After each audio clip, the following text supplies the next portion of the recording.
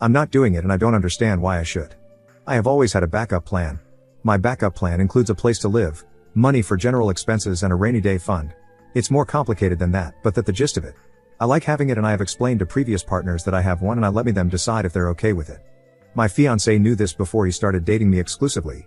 He knew that if we ever got married, I would require a prenuptial agreement and a request that this backup plan stays intact. A couple days ago, he told me he wasn't okay with this plan any longer. I don't think that's fair. He comes from a wealthy family and the prenuptial agreement protects him and I should have something that protects me.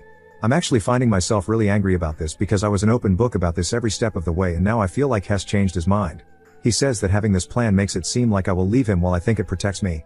I'm annoyed because it's not fair to me to change your mind when you knew my expectations from the very beginning. Edit: I put this post up because I was annoyed that he essentially told me this on Friday minutes before our meeting with the lawyers. I was and am annoyed, but he follows my Reddit account, so throw away.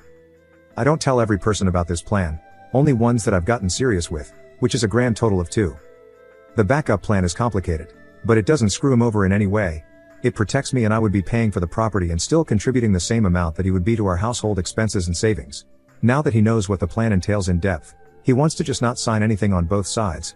This is a bad idea. I would be unprotected, but so would he, and he has way more than I do. He feels like I have one foot out the door. I don't. I love him, but my dad is a divorce lawyer and from what I've heard and seen, better to protect yourself and not need it than no protection and then have to pick up the pieces. Both of our parents agree that a prenuptial is needed. I'm not getting rid of this plan. There is not anything that would make me compromise about this. I told him he has a decision to make because I'm not changing my mind. Yes, I told him about this post as more people have seen it. Rather, he finds out about it from me than someone else or just being on Reddit. Update 1 October 18th, 2022. I have a backup plan. Before my BF started dating me seriously, he knew this. Now that he is my fiancé, he wants me to get rid of it. I am making an update because I had people keep messaging me asking about it. I had to split it into 2 parts. It won't let me post as one. When I made the first post, I was angry because I felt like I had been deceived. I was honest with my fiancé from the start and I felt like he had pulled the wool over my eyes. But I understand his perspective now and he understands mine. It never crossed our minds to break up and I think we both needed some time to think. I understand this is Reddit, but please don't bash my partner. I understand I was vague, but to call him names and try to tear down his character when you don't know him is not okay. I also don't know why I am clarifying things. It's honestly a little therapeutic. To clarify some things about my backup plan, I called it that because I started it at 25. I have had it for about 10 years now. I'm in my mid-30s. It is an emergency savings account, another savings account, and a property I own. I use my main job to pay for my household expenses with my fiancé and also to fill my main savings. I have a trust but also investments as well, but my dad helps me handle those. The emergency savings is only money from additional contract jobs I take on in my profession. The other savings account is only money from rental income, some of which I use to maintain the property and pay my dad back. The property is a multifamily home and I rent out all the units but one. The property was bought by my dad when I was 24 and I have been paying him back the purchase price with no interest for a couple of years now. The property is worth a great amount now, but my dad would only accept what he paid for it from me.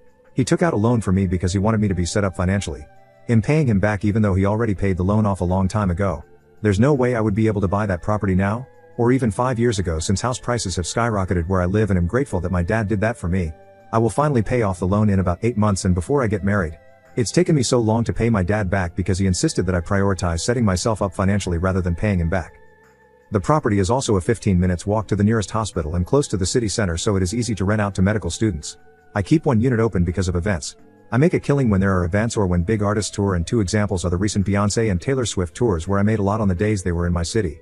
If there are no events where I think I can make a good amount, I rent it out to travel nurses in 3-4 month periods once or twice a year, but realistically, there could be a couple weeks or 2-3 continuous months during the year where it sits empty. Overall though, I make a substantial amount from this property. I can't take credit for this strategy because my dad is the one who helped me set up the apartments and manage it. My partner and I come from vastly different economic backgrounds. His family has generational wealth and he can't remember a time they didn't. I grew up firmly middle class, until my parents divorced, and then it was a struggle for a while. His home life was relatively stable with a mom and dad. On the other hand, my dad tried his best, but my birth mom made my childhood tumultuous both emotionally and mentally. The difference with how we think about money became very noticeable when we were planning our wedding. We had been discussing what type of flowers we would like, and then I started talking about the budget and stated that I thought 30-40K was good overall to pay for a wedding and an amount where we could easily afford it. He thought I meant 30-40K for flowers, and he and his parents didn't budget the amount and just said okay. I clarified what I meant, and I would never ever pay that amount for just flowers. When it comes to the plan, my fiancé knew about it as soon as we were exclusive. I don't agree with people saying I shouldn't have told him. To protect my assets in the prenuptial agreement, I had to. I also told him because I felt he deserved to know. As we got more serious, especially with marriage, I told him more after talking to my dad and finding out what was okay to say so that he understood the extent of the plan. The reason I kept saying the backup plan was complicated was due to the prenup my dad came up with. It is very long and protects me very well, and my fiancé was, in his view, not prepared for the extent of it. My dad and I went to this extent due to what he had seen people do in divorces, but also mainly due to his divorce that affected us both. It didn't help that I further joked that my dad tried to cover for any loopholes, including asking his associates to look over the document and revising it if one was found. What I saw as protection, my fiancé saw as me having an out since my dad went to such an extent. The short part of it is that my fiancé was insecure about it. He grew up with a dad as the breadwinner, and he was raised with this idea that he should be a provider, and my plan rattled him because it showed him that financially I didn't really need him. He told me he didn't realize how much of himself he had tied into this provider role and felt extremely insecure because he didn't know what he now brought to the relationship. When he found out about the sometimes empty unit, he felt more uneasy because he, even though I have and will always have a job, wanted and planned to take care of me. His idea of scrapping both prenups was his way of trying to say that he trusted me and that I should trust him.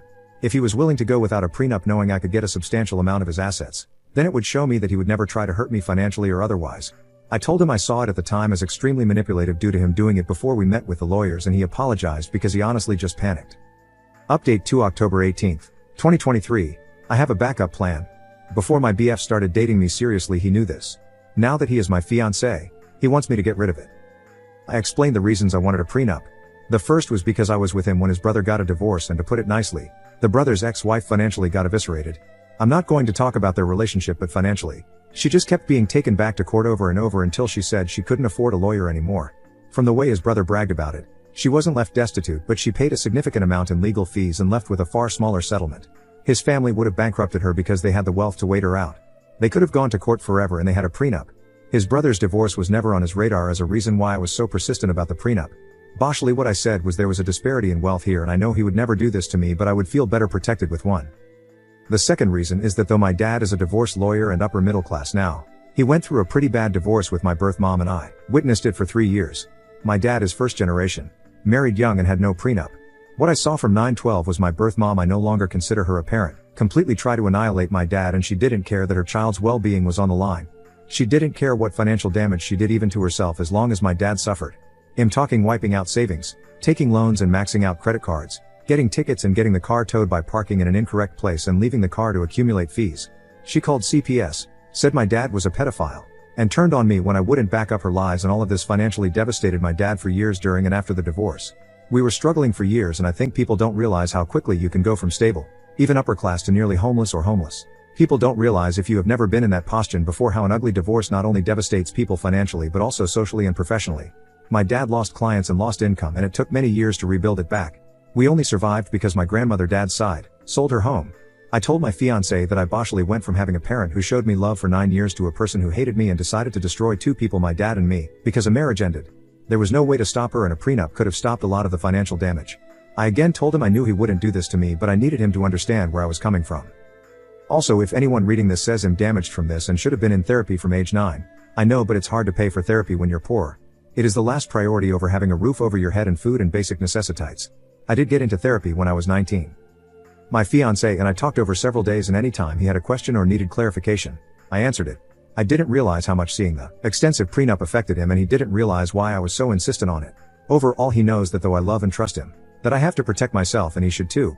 He knows why I'm insistent on signing a prenup, but also knows that I'm choosing to be with him based on who he is as a person and not what he can provide for me. I now understand why he felt insecure, and I have tried to alleviate that, and am constantly reassuring him of the reasons I'm with him. I also asked him to come see the property and unit with me, and he was really excited about that. I told him that I don't plan on us breaking up ever, and I have a plan for leaving the assets to our future children. Finally, I really see how, when it comes to people he loves, he leads with emotion while I'm more logical, so we both are going to try to be more mindful of that as we move forward. We both finally signed the prenups, and his only stipulation was to stop calling mine a backup plan and instead call it I'm never going to need this plan. We are good, and I'm glad this happened because it showed both of us that we need to work on our communication more outside of our counseling.